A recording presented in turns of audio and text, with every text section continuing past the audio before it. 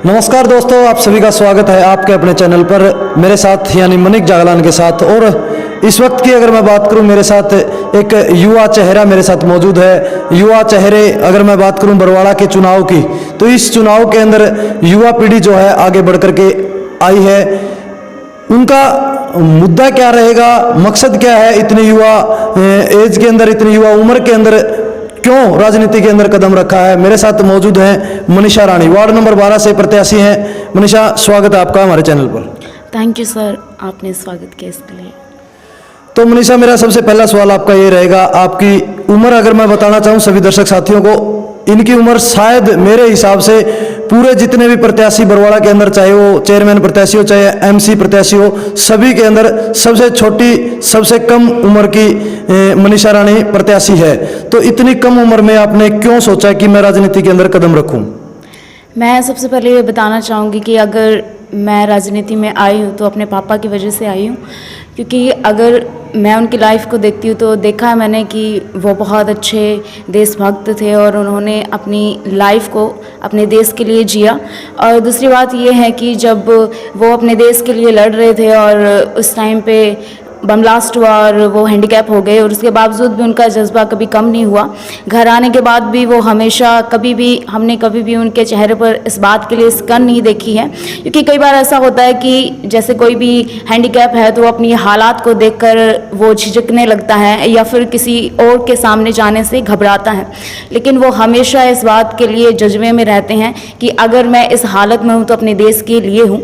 और जब मैं इनके ऐसे जज्बे को देखा तो ये मौका आया मेरे सामने कि हम राजनीति में जाएं, तो इसलिए मैंने उस चीज़ को चुना कि मुझे राजनीति में जाना चाहिए। बिल्कुल, जिस तरह मनीषा ने बताया कि इनके पिताजी श्री भीम सिंह फौजी, जिन्होंने अपने देश सेवा के करते टाइम अपने एक हाथ और एक पांव गवा दिया, लेकिन उनका हौसला आज भी देश सेवा करने में उतना ही है। अपनी बेटी को मैदान में उतारा है, चुनावी मैदान में उतारा है, राजनीति में उतारा है। उसके पीछे का मकसद इन्होंने बताया कि देश सेवा करना हमारा मकसद है।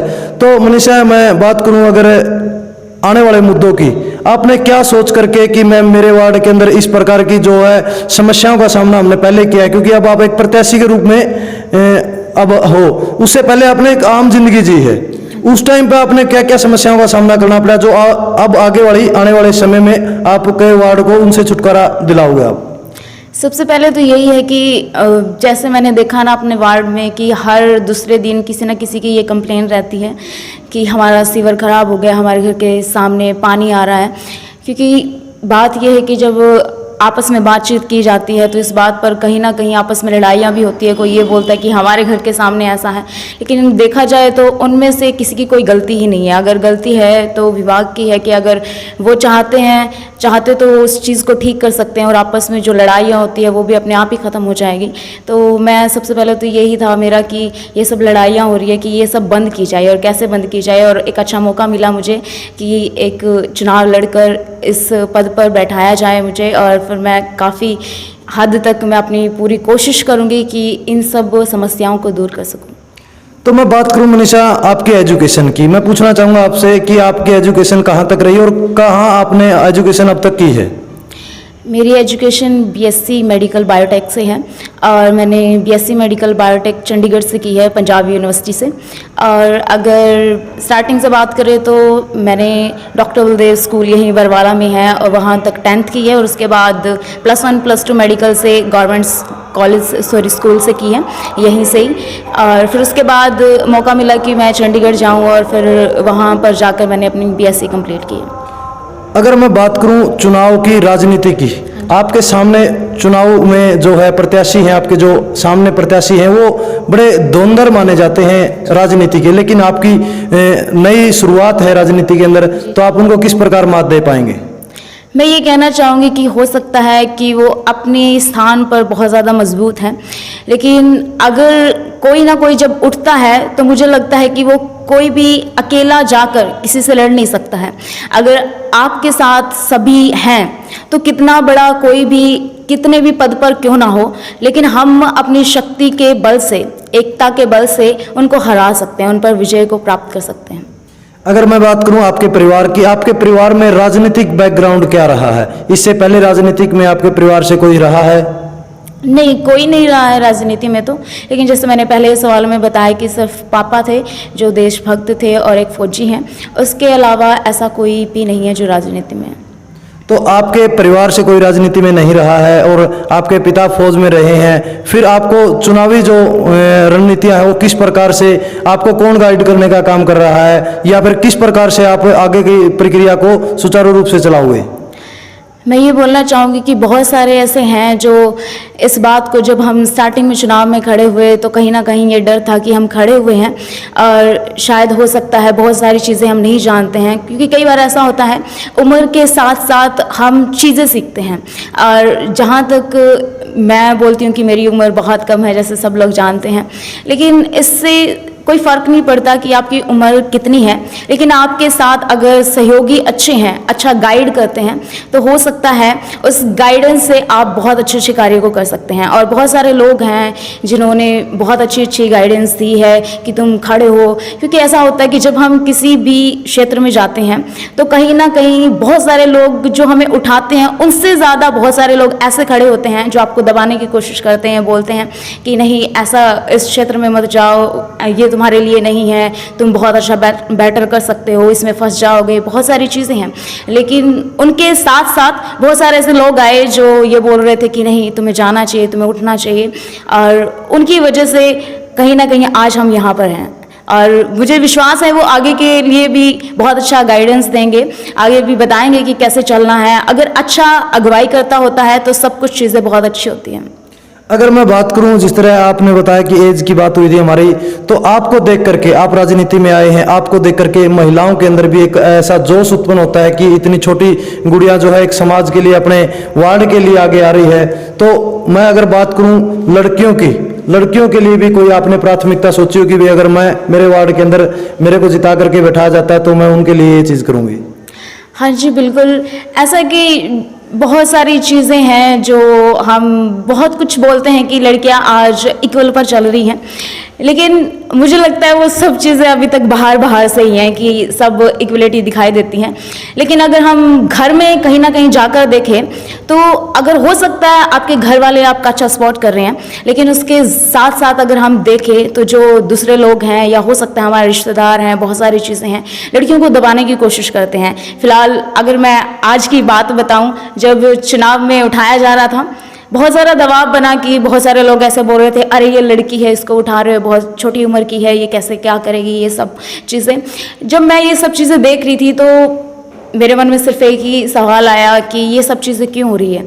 अगर ऐसा है कि भाई लड़कियों को इक्वल तरीके से रखा जा रहा है, अगर इक्वल रखा जा रहा है तब सब ये सब बातें क्यों कर रहे हैं।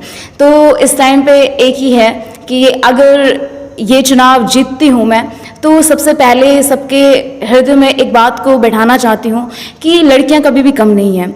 और दूसरी बात ये है कि अगर आप उसका साथ दोगे तो वो आपके लिए सब कुछ कर सकती हैं।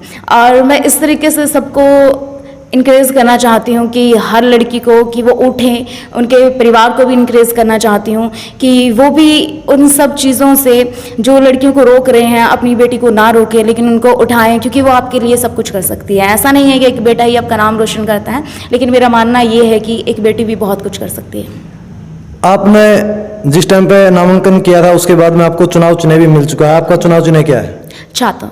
छाता, बिल्कुल छतरी का निशान जो है मनीषा को मिला है। और मैं बात करूं मनीषा, शुरुआती दौर की, जब आपने नामांकन किया था उस टाइम पे आपको किस प्रकार का प्यार आपके वार्ड से मिला था और आज किस प्रकार का प्यार आपको मिल रहा है? कितना कॉन्फिडेंस आपका अप हुआ है?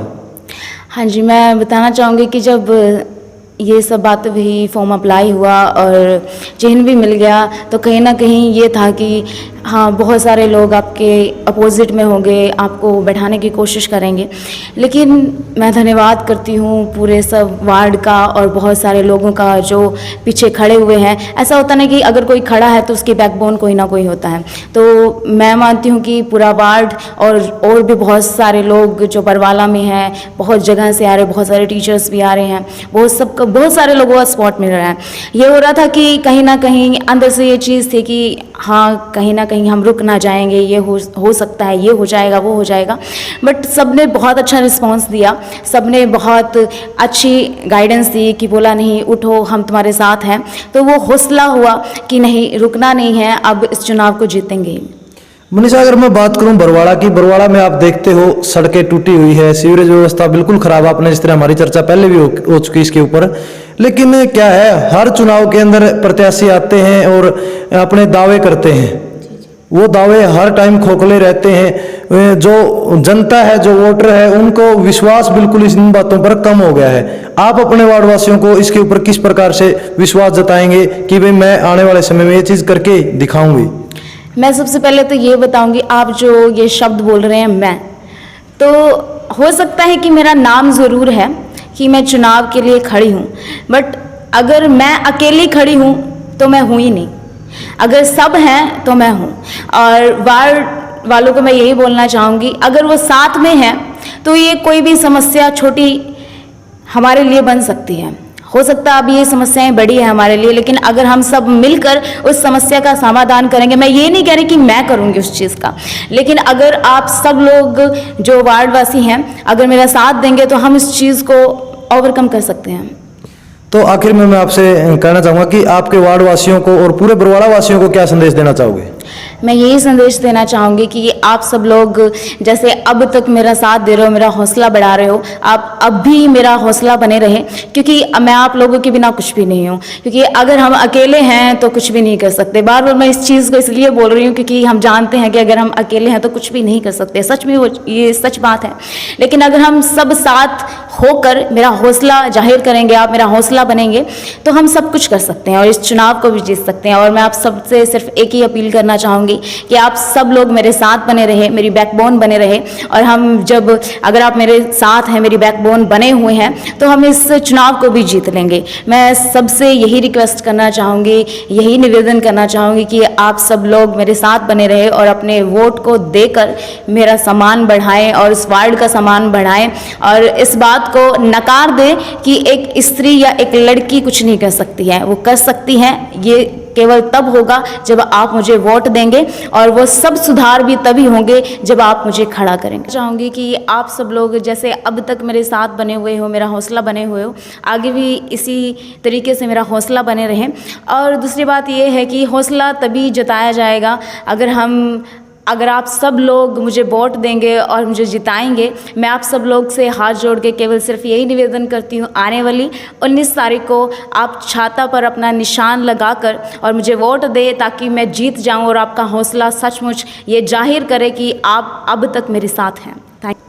बिल्कुल आपने सुने, एक युवा सोच, एक युवा चेहरा, एक युवा विचारों के साथ में मनीषा जो है चुनावी मैदान के अंदर उतरी है। उनके पिताश्री जो है फौज से रिटायरमेंट है और देश सेवा के अंदर उन्होंने, मैंने पहले भी बताया, एक हाथ और एक पाँव अपना बलिदान कर दिया, लेकिन फिर भी वो जज्बा कम नहीं हुआ उनका, अपनी बेटी को मैदान के अंदर उतारा है। और मैं भी अपने चैनल के माध्यम से एक अपील करना चाहूँगा, आने वाली 19 तारीख को सभी मतदाता अपने मत का सही तरीके से प्रयोग करें और मतदान करने के लिए जरूर जाएं। मनीषा के विचार आपको कैसे लगे, सभी कमेंट के माध्यम से राय जरूर देना। धन्यवाद। जय हिंद।